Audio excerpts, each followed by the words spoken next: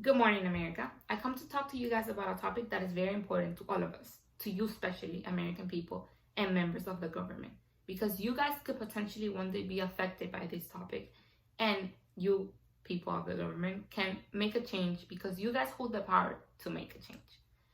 And it's why we should not trust the FDA. To begin, I want to explain to you what this is and the negative influence that they have had in our country and in many people of this country.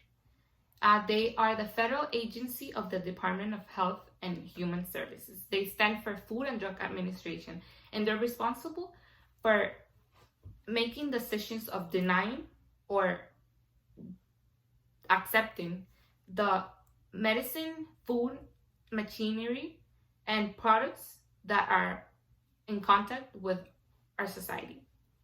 Basically, they are the ones who say yes or no to what is gonna affect us or benefit us.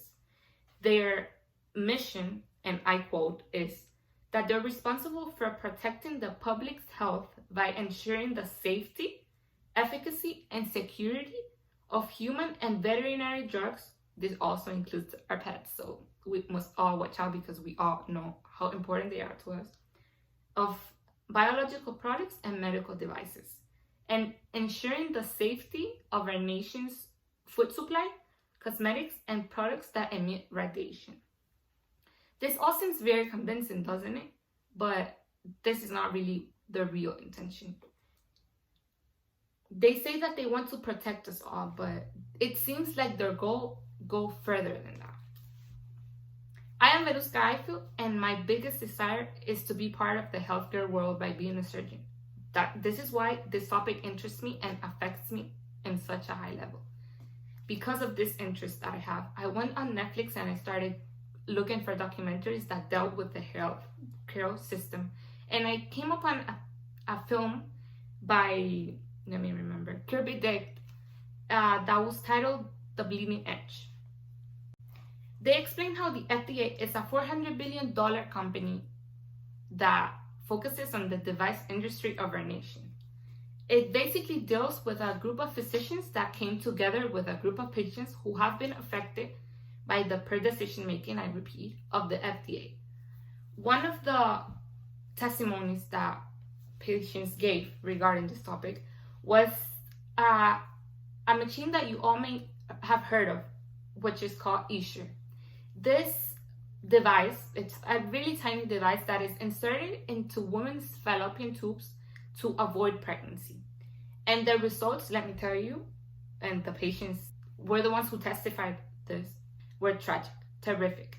And not because it didn't serve the function of stopping the pregnancy, which would have been wonderful, because their fate was much worse. They started feeling pain and constant bleeding.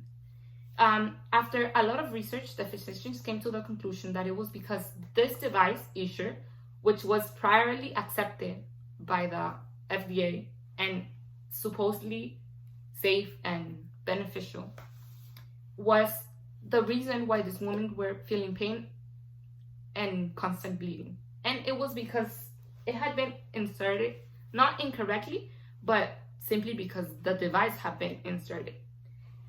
So now you are all wondering, how is it that if the FDA accepted it, it's causing this terrific outcomes and consequence?